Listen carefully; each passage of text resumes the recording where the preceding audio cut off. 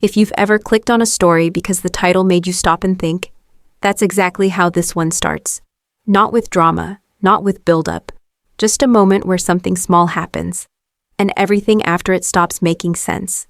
I was fired in front of people who didn't even work for my company. No warning, no follow-up meeting. Just a clean sentence dropped into the middle of a room full of executives from the partner firm that was supposed to buy us. You no longer align with our future direction. She didn't lean forward, didn't raise her voice. That calm was the worst part, like she'd practiced it in the mirror. My ears went hot, hands cold. The kind of cold where your fingers don't feel like yours anymore. I didn't argue, not because I had dignity, because my brain went blank, empty, like someone pulled a plug. My name is Selena, 47 years old. I reached into my bag without thinking, pulled out a business card. I swear that part wasn't planned.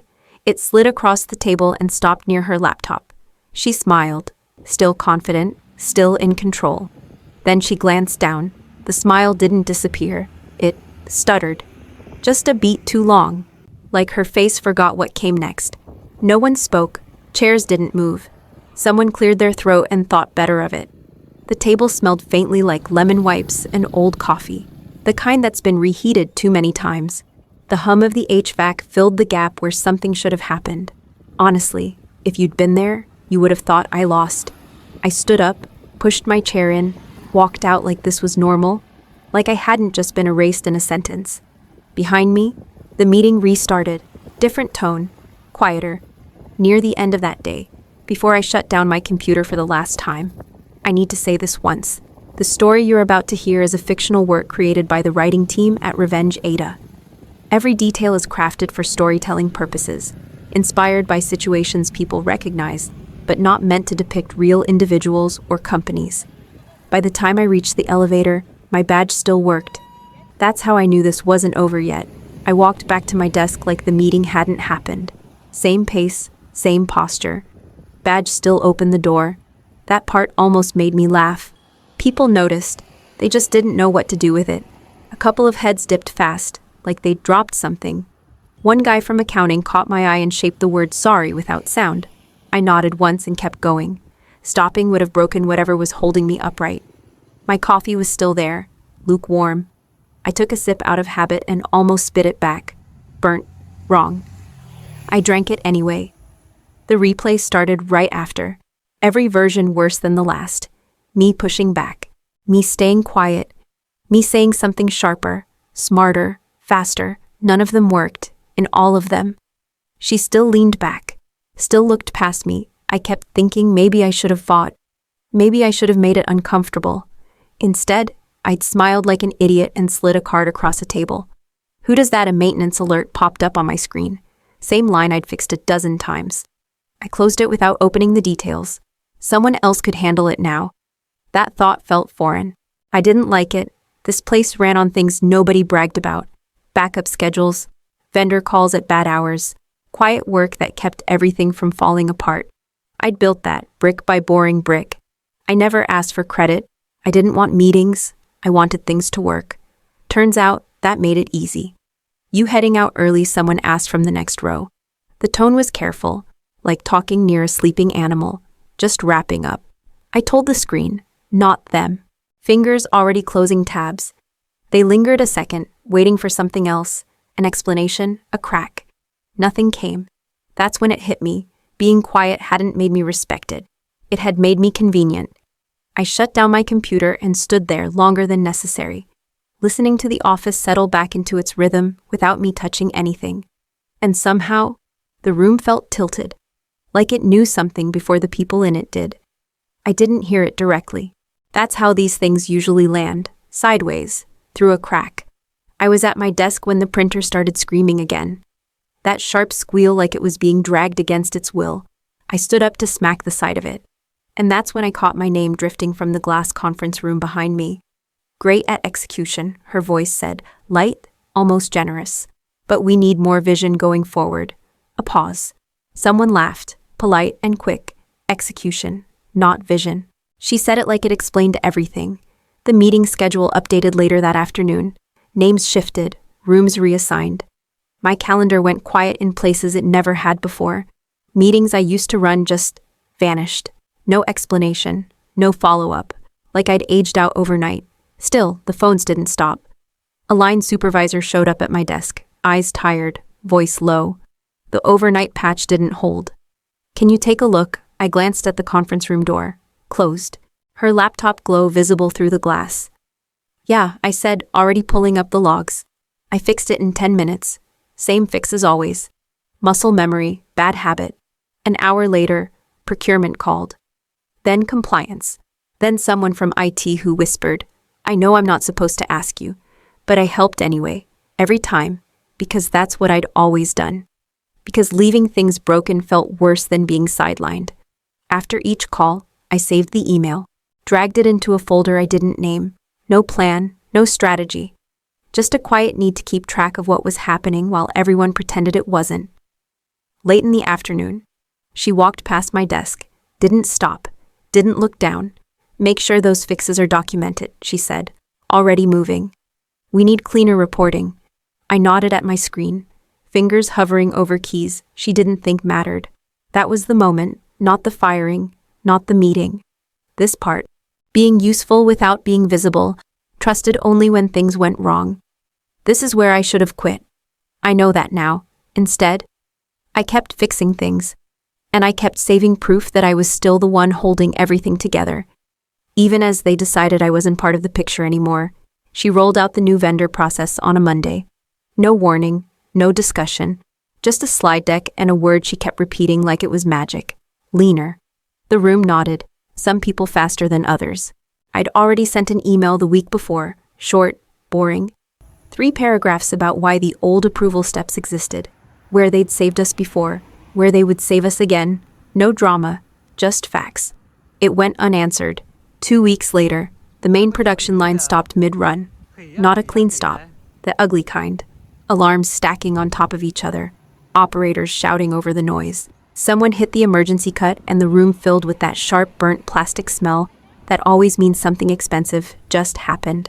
I stood back while they scrambled, watched her step in front of the room, calm as ever. "Okay," she said. "Hands up.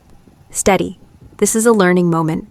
A few heads turned toward me, just a flicker, like they expected me to jump in and translate. I didn't. Maintenance worked the restart. Procurement called 3 vendors in the wrong order. Compliance paced. Someone muttered about delivery deadlines. She kept talking, filled the space, framed it as growth, resilience, transition pain. I leaned against the counter and listened. Every sentence slid past the actual problem. When it finally came back online, hours late, the partner executives arrived for what was supposed to be a routine walkthrough. No raised voices, no accusations. One of them glanced at the control panel, then at the temporary fix taped to the side. "How often does this happen?" The question landed softly. She answered quickly. Too quickly. "Rare. We're optimizing." Another one nodded. "Slow. And the vendor approval change, how long has that been, Liv?" "Recent," she said, confident. They wrote things down, not everything, just enough. No one looked at me, not directly, but I felt the shift. The way attention moves when certainty cracks. You can always tell who's scared by who starts talking more. By the time they left, the line was running again, barely. The smell lingered in the air, sharp and wrong. She walked past me on the way out, didn't slow down. "Let's capture the lessons from today," she said, already dialing her phone. I opened the folder on my desktop and saved the incident report right next to the warning I'd sent before any of this happened. It happened in the most ordinary way. No meeting, no warning. I was tying my shoe under the desk, half listening to a voicemail I didn't plan to return, when my inbox pinged, just once. Clean sound, different from the others. Private sender, partner domain. I didn't open it right away, finished the knot, sat there longer than necessary. The message was short. "Can you clarify who handles operational approval in the event of a failure?" No greeting, no context, no one copied. I stared at it until the words lost their edges. This wasn't curiosity. This was someone checking a load-bearing wall. I typed a reply, deleted it, typed again. Historically, that has been my responsibility. Escalation paths and approvals route through me when systems break. That was it. No commentary, no warning labels, no opinion about how things should be. I hit send before I could talk myself out of it. The reply came faster than I expected. Thank you. And if that authority changes? How is that communicated? I answered the same way. Short, clean. Facts only. More emails followed over the next few days. Different names, same tone, always private, always precise. Who signs off? Who knows the dependencies? Who gets called when a process doesn't behave? I kept my answers narrow.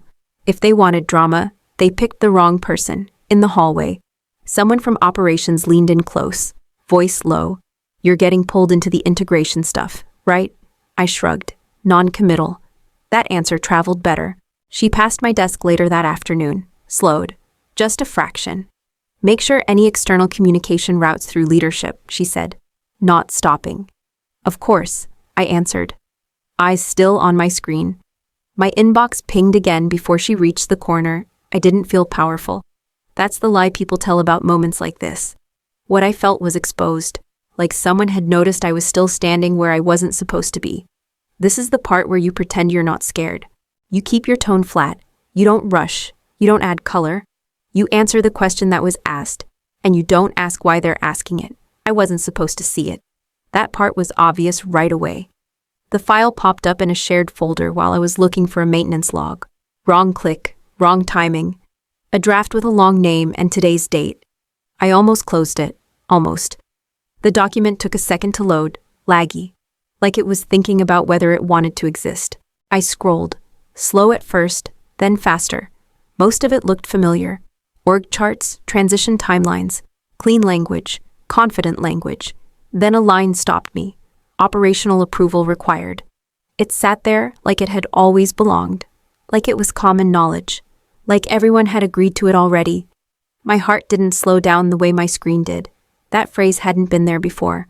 I knew that because I'd reviewed earlier drafts, because I'd built half the processes they were trying to map, because words like that don't appear by accident.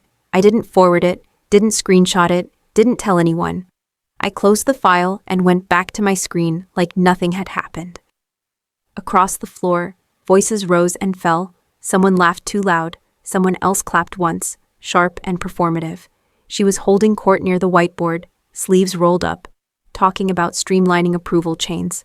Too many hands, slow momentum, she said. Marker tapping the board. We need cleaner authority. A few people nodded. One of them glanced at me and then away. I stayed where I was. Listened, let her keep talking. Later that afternoon, restructuring emails went out, new reporting lines, new escalation paths. Her name at the top of every decision. Nothing about the phrase I'd seen. Nothing about who decided when systems failed. Nothing about what happened when confidence met reality. This is where I stopped pretending I didn't know. I started paying closer attention. Not just to what was changing, but to what wasn't being said. To the gaps between announcements, to the quiet way certain decisions stalled before they moved. She kept acting like the ground was solid, like the rules were the same. I saved the document name in my head, didn't write it down, didn't need to. Some things feel heavier when you carry them quietly. She announced the supplier change like it was overdue housekeeping. Redundant relationships slow us down, she said. Already scrolling. We're consolidating. No pause, no room, just a clean cut. Procurement went quiet after that, not silence worse. Hesitation. People double-checking things they'd never questioned before. Compliance sent a note about updated review thresholds. The tone was careful, apologetic, almost. A manager leaned against my desk later, voice low. This feels rushed. I kept my eyes on the screen. It's approved. That's not what I meant. I know. I didn't look up. 2 days later, a shipment missed its window, not catastrophic. Just enough to ripple, overtime approvals, rescheduled runs. A supervisor asked if we could lean on the backup. There isn't one, someone answered before I could. I listened to the call from my desk. The chair leg wobbled every time I shifted my weight, tapping the floor in a way that crawled under my skin. I muted myself and pressed my heel down to stop it. They went in circles, blamed timing, blamed communication, blamed weather, even though the forecast was clean. I had the fix. It was muscle memory by now. A few calls, a favor, a workaround I'd built years ago for this exact scenario. I didn't use it. I opened the incident log instead. Time, cause, impact. I attached the earlier email where I'd flagged the risk of dropping the backup. No commentary, no highlighting. Just a quiet chain of facts. I sent it where I'd been sending everything lately. On the next call, voices were tighter. Someone asked who had signed off. Another voice answered too quickly. She wasn't on the line, but her presence was heavy, unquestioned. Afterward, an analyst messaged me privately. "Are you okay with this?" I typed back, then deleted it. Typed again. "I'm tracking it." That was the truth, not the whole one. Doing nothing felt worse than fixing it. My hands kept reaching for solutions that weren't mine to give anymore. I sat on them, let the discomfort spread. By the end of the week, people stopped asking me to intervene and started asking who else knew. The difference was subtle. The shift wasn't. I logged the last delay, sent the update, and waited. She dropped the staffing change at the end of the agenda. Casual, like an afterthought she'd saved for last. "We're flattening leadership," she said, already flipping to the slide. 3 roles consolidated, faster decisions, names appeared, titles disappeared. One of them was someone people trusted, someone who actually knew the floor. A chair scraped, not loud, just enough. From the far end of the table, one of the partner executives leaned forward. Older guy, quiet until now. He didn't look at her when he spoke. "Has this been approved?" The room shifted. I felt it before I saw it. Heads turning, slow, the air tightening. Someone behind me let out a hard breath, like they'd been holding it too long. She smiled. The same practiced one. "This falls under executive authority." He didn't nod, didn't argue either. His eyes moved, landed on me, not accusing, expectant. I didn't plan the timing, I didn't clear my throat, I didn't soften it. "No approval has been issued." That was the whole sentence. Flat, unapologetic. Silence followed. Not awkward, final. She turned toward me then, really looked, like she was seeing the outline of something she'd missed. Her mouth opened, closed. The slide behind her stayed frozen. The partner executive tapped his pen once. "Then we'll need to pause." Another voice added, "We can't proceed without that sign-off." The slide deck disappeared. Laptops closed halfway. The decision collapsed in real time, neat and quiet. She tried to recover, talked about alignment, about follow-ups. No one interrupted. No one agreed. When the meeting broke, she caught me near the door. "We'll discuss this later," she said. Low. I met her eyes. Didn't argue, didn't explain. Anytime. I told her. And meant it in the narrowest way possible. That was the first time I realized she was watching me, not as a problem to manage, as a boundary she hadn't seen coming. I walked back to my desk and logged the outcome. Time, decision, status, deferred. Nothing moved after that without passing through the space she'd tried to erase. The invite came late in the afternoon, no subject line that meant anything. Just a calendar block labeled Final Transition Review. At the bottom, one extra line. "Please bring business cards." I read it twice, then once more, slower. That wasn't for networking. That wasn't for courtesy. People don't ask for cards unless something's ending. I didn't respond. I didn't forward it. I shut my laptop and let it sit there like a dare. The next morning, she walked in dressed sharper than usual. New blazer. Hair pulled back tighter. The kind of look people wear when they think they're about to lock something down. She caught me near the coffee machine. "Big day," she said, smiling like we were on the same side again. "Looks that way." She studied my face, waiting for something. Nerves, deference, a crack. "You've been quiet," she added. "I've been busy." That smile thinned, just a hair. She nodded and moved on, heels clicking with purpose. At my desk, I opened the drawer where I'd tossed my cards weeks ago. The stack was still there, untouched. I slid one out and ran my thumb over the edge. The cardstock felt thicker than usual. Or maybe my hands were just paying attention now. A colleague leaned over the partition. "You ready for this?" "I think so." For what he pressed. I looked at the card again. The name, the title, the part no one had asked about until recently. "That depends," I said, and left it there. The meeting room filled slowly. Legal, finance, the partner team. She took her seat at the head, relaxed, confident, already organizing her notes like the outcome was settled. She glanced at me once, quick and unreadable. I didn't bring a folder, didn't open a document. I placed the card in my jacket pocket and sat with my hands empty on the table. There was nothing to prep, no argument to rehearse, no pitch to refine. Everything that mattered had already been written down. All that was left was for it to be read. The room smelled like cold air and paper, not coffee, not perfume. Just recycled air and documents that had already decided things. Legal started reading without ceremony. No build-up, no eye contact. A paragraph. Then another. Then the clause. My name landed in the middle of it. Not emphasized. Not softened. Just there. Printed like it had always belonged. She leaned forward fast. That can't be right. Papers shifted. Her voice tightened. I never agreed to that. Legal didn't flinch. A woman I'd only seen nod through meetings turned one page and kept going. The agreement was executed in full. Authority during transition is clearly assigned.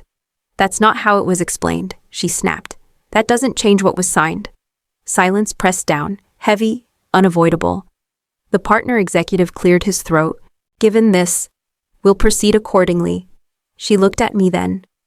Not angry, not pleading, confused. Like she was trying to remember when the ground moved. You did this, she said, low. I shook my head once. Small. No, I didn't. Legal closed the folder.